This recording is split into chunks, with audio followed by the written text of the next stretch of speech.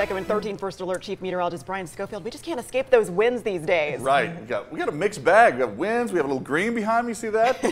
Masa said it was a little chilly earlier. Yes, the wind pulling that heat away from your body so much. I want to start with this because this is what you can see that's just so interesting, because our wind event is not as big as the past several, but this is an interesting element. We actually have pulled out a few very light showers. In the mountains, we've seen some a little bit of snow at the peaks, so nice to see.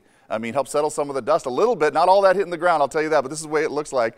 And but if you go to the mountains, let's do that, and you'll see that shot right there. So there's the Lee Canyon cam, 30 degrees there, and yeah, very hazy right there because of all the cloud cover. Temperatures dropped dramatically from yesterday's, so we're right there at the 60-degree mark, in some areas just lower 60s, but the winds continue to be fairly strong across all of the local airports. So we're going to be tracking all of this anywhere from 07 to 13 degrees below this time yesterday. So that's a significant cool down. And the interesting part of this will be we'll start to warm it up significantly by the weekend. So that's something to look forward to. But here are your gusts right there. Pahrump, you saw it earlier, so you're not seeing them now, but other areas are.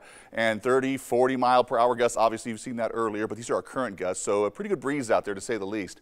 So here's the setup. That storm really just churning, taking its time to get out of the way. That's why we keep some of that wind in through Friday. Even when there's a little lull, we'll still bring some wind back. But as far as the wet weather concerned, we're in a very little window of it right now, and that'll be it for the night once it goes through. So mainly this afternoon and a little bit of early evening, that's it. But other than that, Futurecast keeps everything out, but keeps the cooler temperatures in overnight.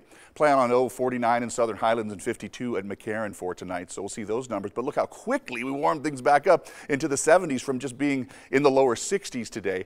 And then by the weekend, if anything, we might have bumped the numbers up. We didn't withdraw any numbers. So we're talking 90s, squarely in the 90s through early next week, and maybe even to the middle of next week as well. You can see overnight lows come up. So we go from 70s on Friday to 80s on Saturday to really legitimately 90s Sunday and through the middle of next week. That's a long stretch. It'll be very warm, and it looks like without the major wind as well. Back to you guys. All right. Thanks, Brian.